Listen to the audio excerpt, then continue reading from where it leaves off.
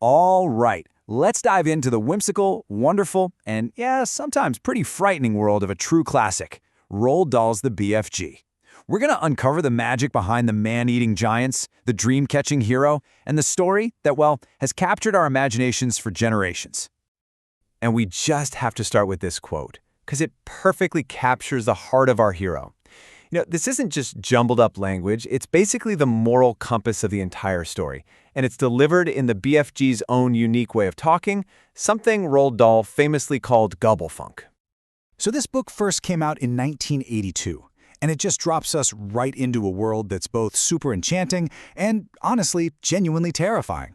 It's this masterful balancing act between the heartwarming humor you get from a gentle giant and the chilling threat of his colossal and way less friendly neighbors. At its core, this whole adventure is really powered by this incredible bond that forms between two souls who could not be more different. Their friendship is what gives the story all of its emotional punch, and it's what drives the whole plot forward. So who are these two? Well, on one side you've got Sophie, this clever and really courageous young orphan. And on the other side, you've got the big friendly giant himself, a 24-foot-tall vegetarian with ears so massive they can actually hear the dreams of sleeping children. Wild, right? And yeah, that's his job. Unlike the rest of his kind, the BFG is a dream catcher. He uses this long trumpet to blow good dreams, which he calls fizz wizards, into kids' bedrooms. It makes him this kind of magical and lonely figure in the really brutal landscape of giant country. Now, speaking of that brutal landscape, let's talk about the villains. The whole reason the BFG is such a special exception is because the standard for giants in this world is, well, absolutely terrifying. And honestly, their names say it all. These guys aren't just bullies, they are monstrous creatures who gallop across the entire world every single night hunting for their favorite food. Humans, or as they call them, human beings. So here's the crucial thing. Our two heroes are completely and totally outnumbered. It's just little Sophie and the BFG, who's actually pretty small for a giant, against these 9 gruesome, man-eating monsters who are bigger, meaner, and are constantly bullying him. So, faced with this absolutely horrifying reality, Sophie does what any brave hero would do. She comes up with a plan. And it's a plan so audacious, so daring, that it just might work.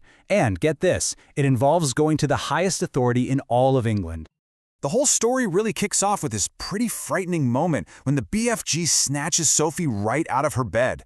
But that fear, it turns into an alliance really quickly when she realizes what he's truly like and understands the terrible threat his fellow giants pose to the entire world. And their plan is just pure Roald Dahl brilliance.